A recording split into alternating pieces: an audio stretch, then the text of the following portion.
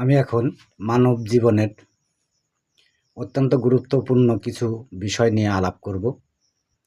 যেমন আমাদের শরীরের কিছু ভিটামিনের অভাবজনিত বিষয়ের উপরে টপিকস করব। আমরা আমাদের জীবন ধারণের জন্য ভাত, মাছ, ডাল খুব গুরুত্ব দিয়ে খেয়ে থাকি, কিন্তু সুস্বাস্থ্যের জন্যে ভাত, মাছ, ডালের পাশাপাশি আরও কি দরকার তা জানতে চাই না।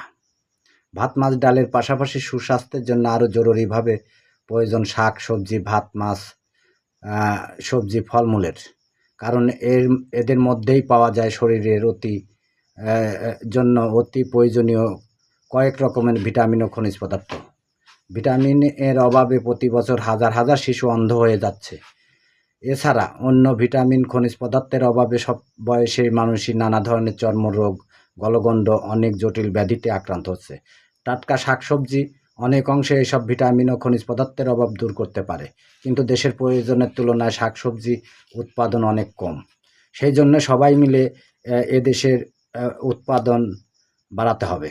এজন্য বসতবাড়ির আঙিনায় যতটুকু জায়গা আছে সেখানেই পরীক্ষিত উপায়ে শাকসবজি চাষ করতে হবে এবং উৎপাদিত শাকসবজি খেয়ে পরিবারের লোকদের অপুষ্টি দূর করা যাবে এবং উৎপাদিত সবজি বাড়তি অংশ বিক্রি করে পরিবারের জন্য বাড়তি আয়ের ব্যবস্থা করা যাবে।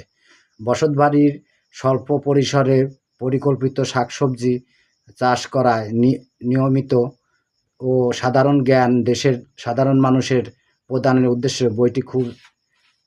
উদ্দেশ্যে খুবই উপযোগী হবে।